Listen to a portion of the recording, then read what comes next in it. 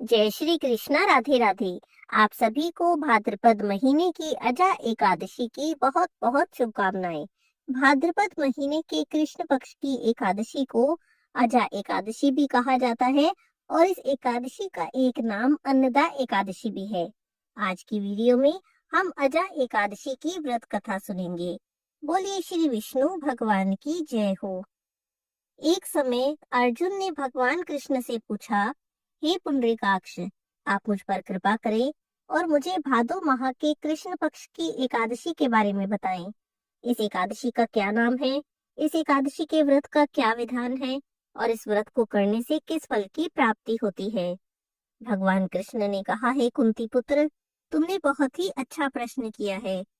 भाद्रपद माह के कृष्ण पक्ष की एकादशी को अजा एकादशी कहा जाता है।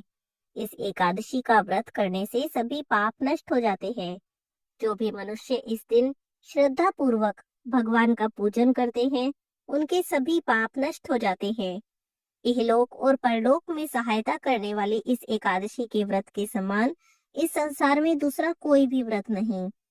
हे अर्जुन, मैं तुमसे इस एकादशी का महात्म्य कहता हूँ, ध्यान से सुनो। बहुत समय पहले अयोध्या नगरी में एक चक्रवर्ती राजा राज्य करते थे। उन राजा का नाम था राजा हरिश्चंद्र। वह अत्यंत वीर, प्रतापी और सत्यवादी थे।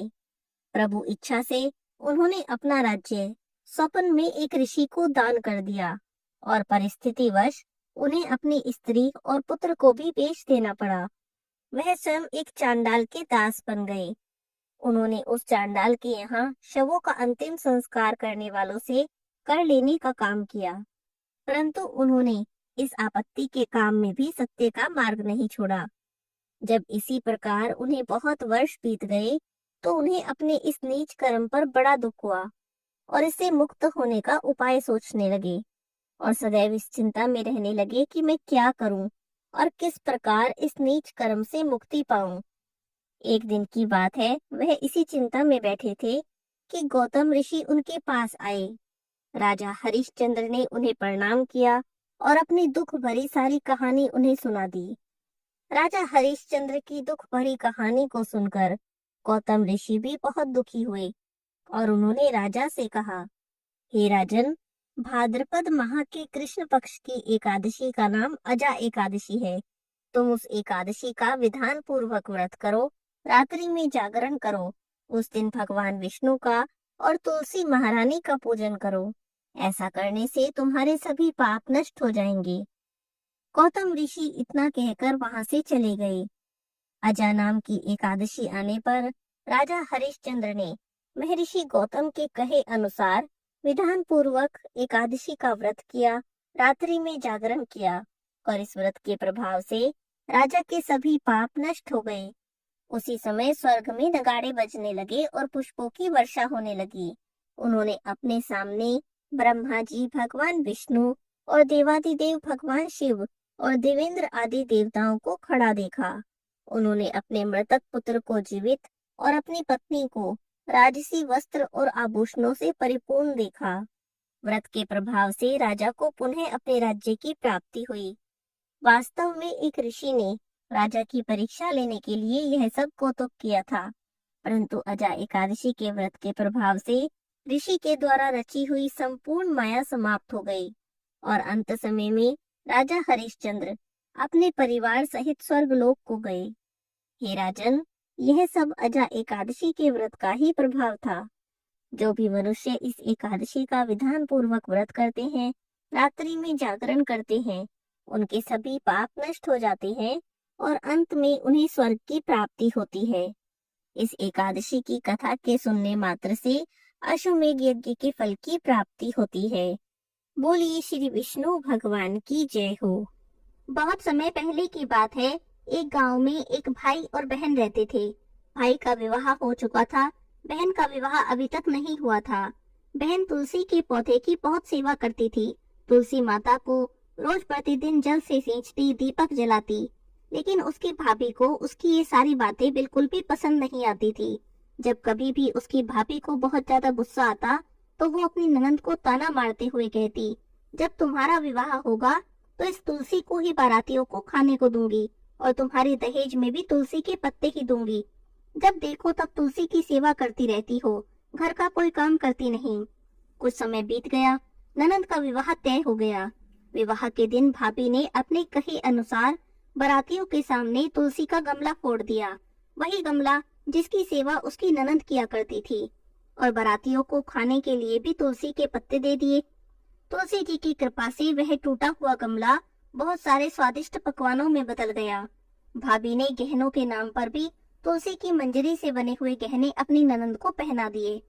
देखते ही देखते तुलसी माता की कृपा हुई और मंजरी से बने वह गहने सुंदर सोने के हीरे जवाहरातों के गहनों में बदल गए। इतना ही नहीं, भाभी ने मारे क्रोध के वस्त्रों के स्थान पर भी तुलसी का जनेऊ रख दिया, वह भी सुंदर रेशमी वस्त्रों में बदल गया। अब जब ननंद अपने ससुराल में पहुंची तो ससुराल में उसके दहेज की बहुत प्रशंसा हुई। ये बात जब भाभी के कानों तक पहुंची तो उसे बड़ा आश्चर्य हुआ। उसने सोचा कि ये सब चमत्कार कैसे हो गया। मैंने तो गहने कपड़ों के नाम पर तुलसी की मंजरी, तुलसी का जनेऊ रखा था। अब तो भाभी को भी तुलसी पूजा की महत्ता समझ में आ गई। उसे लगा कि तुलसी जी की सेवा करने के कारण ही ये सब चमत्कार हुआ है। उसकी एक बेटी थी तो वो अपनी बेटी से कहने लगी, बेटी तुम भी रोज तुलसी की सेवा किया करो, तुम्हें भी तुम्हारी बुआ की तरह ही खूब फल मिलेगा। जबरदस्ती अपनी बेटी से तुलसी की सेवा करवाती, लेकिन बेटी का मन तो तुलसी जी की सेवा में लगता ही नहीं था। धीरे धीरे समय बीतता रहा। उसकी लड़की अब बड़ी हो गई, उसके विवाह का समय आ गया। तब उसने सोचा कि जैसा मैंने अपनी ननंद के साथ किया था वैसा ही बेटी के साथ करूंगी, तो ये भी गहनों से लद जाएगी, बारातियों को भी खाने के में तरह तरह के पकवान मिलेंगे और ससुराल में इसे बहुत मान सम्मान मिलेगा। बस यही सोचकर जैसा उसने ननंद के साथ किया था वैसा ही लड़की के साथ करने लगी। बारातियों के सामने तुलसी का गमला फोड़ दिया, लेकिन इस बार गमला मिट्टी के मिट्टी ही रह गया। मंजरी और पत्ते भी अपने रूप में ही रह गए। जो उसने मंजरी के बने गहने पहनाए थे वो भी मंजरी के गहने ही रह गए और जनेऊ ने भी अपना रूप नहीं बदला। अब भाभी ने सभी बारातियों को खाने में तुलसी के पत्ते दिए, तो ये देखकर सभी लोग और बाराती भाभी को तरह तरह की बातें सुनाने लगे, उसकी खूब बुराई करने लगे। तो भाभी ने लालच में आकर अपनी बेटी के दहेज में तुलसी के पत्ते और मंजरी भी रख दिए। जब वो ससुराल पहुंची तो वहां पर भी उसकी खूब बुराई हुई। सब लोग उसे ताना मारने लगे, ये क्या दहेज लाई हो। तो भाभी गुस्से के मारे अपनी ननंद से बहुत चिढ़ गई और अपनी ननंद को कभी उसने अपने घर नहीं बुलाया। तो एक दिन भाई ने सोचा कि मेरी पत्नी तो मेरी बहन को बुलाती नहीं, क्यों ना मैं अपनी बहन से मिलाऊं।